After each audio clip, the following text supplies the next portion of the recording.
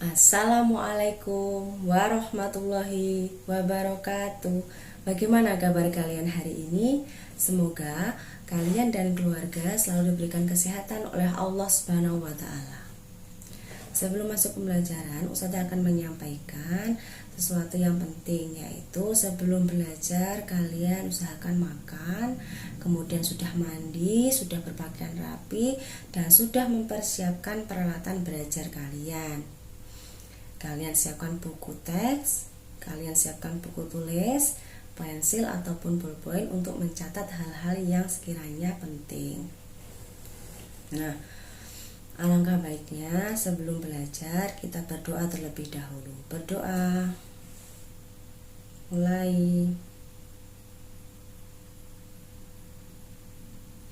Berdoa selesai. Di awal pertemuan kali ini, kalian berjumpa lagi dengan saya, Ustazah Wiwit, pada mata pelajaran PKN.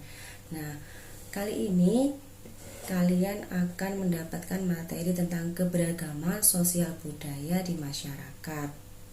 Kompetensi dasar yang akan kalian capai yaitu menelaah keberagaman sosial budaya di masyarakat. Tujuan pembelajarannya, Ustazah harap kalian nanti mampu menjelaskan keberagaman sosial budaya dan organisasi budaya di Indonesia. Yang kedua, kalian mampu menyebutkan contoh keberagaman sosial, kemudian keberagaman budaya dan organisasi sosial budaya di Indonesia. Yang ketiga, kalian nanti mampu menjelaskan makna Bhinneka Tunggal Ika dalam keberagaman sosial budaya di Indonesia. Nah, ketiga ini nanti tidak akan dibahas semuanya, kita akan bahas di pertemuan berikutnya. Kali ini kita akan belajar tentang keberagaman sosial saja, yaitu tentang keberagaman suku bangsa yang ada di Indonesia. Apa itu keberagaman? Keberagaman itu berasal dari kata ragam yang artinya bermacam-macam. Lalu, keberagaman sosial adalah masyarakat yang terdiri atas beragam suku, agama, dan mata pencaharian.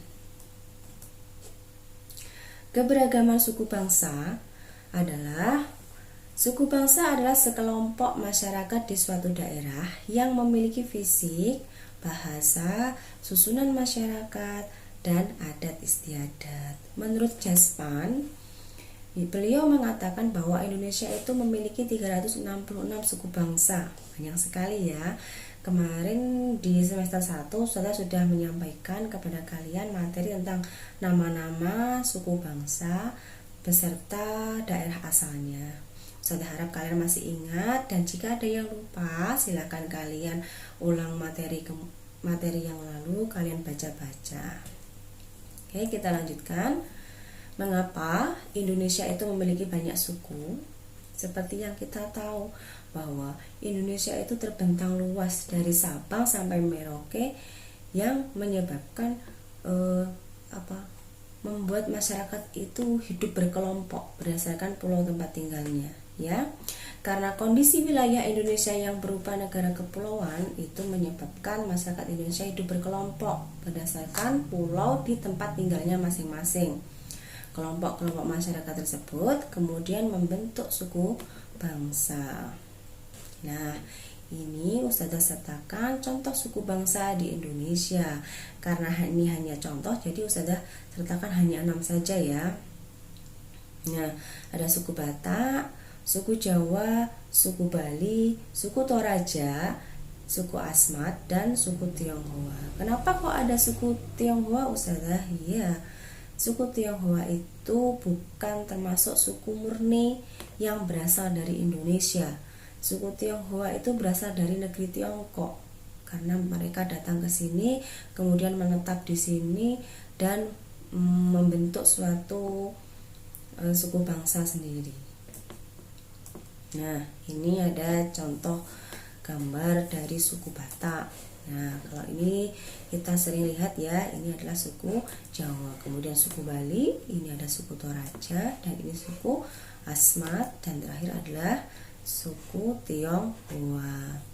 Nah, Ustazah berikan contoh ya, ciri fisik dari suku Jawa.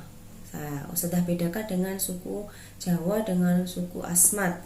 Nah, kalian lihat sendiri bahwa suku Jawa ini ciri-ciri fisiknya adalah berkulit sawo matang, kemudian rambutnya ada yang bergelombang dan ada yang lurus. Untuk postur tubuhnya, suku Jawa itu tidak terlalu besar. Berbeda dengan suku Asmat. Suku Asmat itu orangnya berkulit gelap. Rambutnya pun juga berwarna sangat gelap dan keriting-keriting kecil, gitu ya. Lalu postur tubuhnya itu lebih besar daripada suku Jawa. Ini coba kalian perhatikan gambarnya, kan amati, itu mesti berbeda ya. Nah, dari berbagai suku yang berbeda-beda di Indonesia, lalu bagaimana cara kita menyikapi perbedaan yang ada? Nah, caranya begini. Perbedaan yang dimiliki masing-masing suku itu harus disikapi dengan keberagaman yang indah.